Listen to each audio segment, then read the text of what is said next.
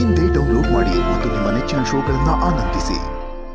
Hello, ನಿನಗೆ ಒಂದು ಮುಖ್ಯವಾದ ವಿಷಯ ಹೇಳಬೇಕು ಕಲಸಿದ್ದು. ತಗಿಲ ಫೋನ.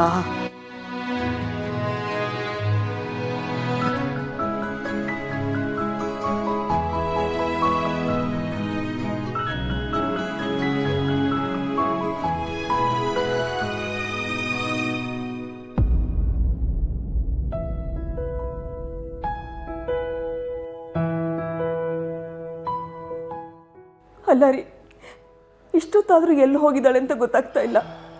ಅಲ್ಲ, ಆ ಮನೆಯಿಂದ ಹೊರಟ ಮೇಲೆ ಸೀದಾ ನಮ್ಮನೆಗೆ ತಾನೇ ಬರಬೇಕು ಅವಳು. ಎಲ್ಲಿ ಹೋಗಿದ್ದಾಳೋ ಏನೋ. ಅವಳು ತುಂಬ ಸ್ವಾಭಿಮಾನಿ ಲಕ್ಷ್ಮಿ. ಇಲ್ಲಿಗೆ ಬಂದರೆ ನಮಗೆ ದುಃಖ ಆಗುತ್ತೆ ಅನ್ನೋ ಕಾರಣಕ್ಕೆ ಅವಳು ಇಲ್ಲಿಗೆ ಬಂದಿಲ್ಲ. ಅವಳು ಮೊದಲಿಂದಾನೂ ಹೀಗೇನೆ, ಎಲ್ಲ ನೋವನ್ನು ಮನಸ್ಸಲ್ಲಿ ಇಟ್ಕೊಂಡು ಕೊರಗ್ತಾಳೆ.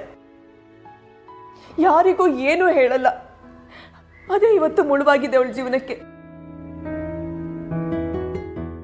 ಅಲ್ಲ ರೀ, ಅವಳ ಮನ್ಸಲ್ಲಿ ಏನಿದೆ ಅಂತ ಮನ್ಸು ಬಿಚ್ಚಿ ಮಾತಾಡ್ಬೇಕು ತಾರೆ. ಆ ಮನೇಲಿ ಏನ್ ನಡೀತಿದೆ ಅಂತ ಯಾವತ್ತೂ ಏನೂ ಹೇಳಲಿಲ್ಲ.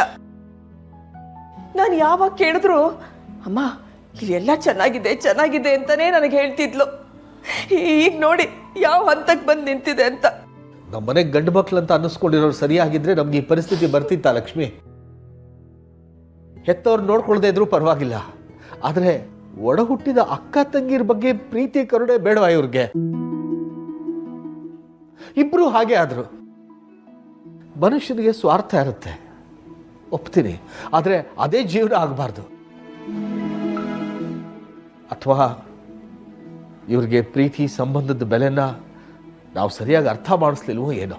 ಇಲ್ಲ ರೀ, ನಾವು ಸರಿಯಾಗಿ ಅರ್ಥ ಮಾಡಿಸಿದೀವಿ, ಆದರೆ ಅವ್ರು ಅರ್ಥ ಮಾಡ್ಕೊಂಡಿರೋ ರೀತಿ ಬೇರೆ ಅಷ್ಟೇನೆ. ಅವ್ರಿಗೆ ಸಂಬಂಧಗಳ ಬೆಲೆ ಗೊತ್ತಿಲ್ಲ ರೀ. ದುಡ್ಡು, ಬರೀ ದುಡ್ಡಿನ ಹಿಂದೆ ಹೋಗ್ತಿದ್ದಾರೆ. ಇವರಿಗೆಲ್ಲ ಯಾವಾಗ ಅರ್ಥ ಆಗತ್ತೋ ಏನೋ, ಆಗ ಭಗವಂತನಿಗೆ ಗೊತ್ತು.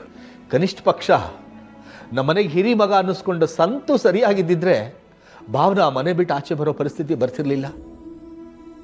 ಇನ್ನು ಹರೀಶ ಆ ಮನೇಲಿದ್ರೂ ಆಟೋಕ್ಕುಂಟು ಲೆಕ್ಕಕ್ಕಿಲ್ಲ ಅನ್ನೋ ಥರ ಇದ್ದಾನೆ. ಇನ್ನು ನಾವು ಯಾರನ್ನ ಅಂತ ಕೇಳಬೇಕು?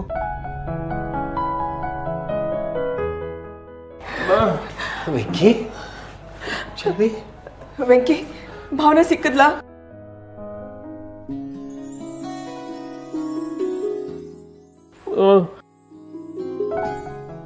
ಮತ್ತೆಲ್ಲಪ್ಪ ಅವಳನ್ನು ಕರ್ಕೊಂಡ್ಬರ್ಲಿಲ್ವಾ?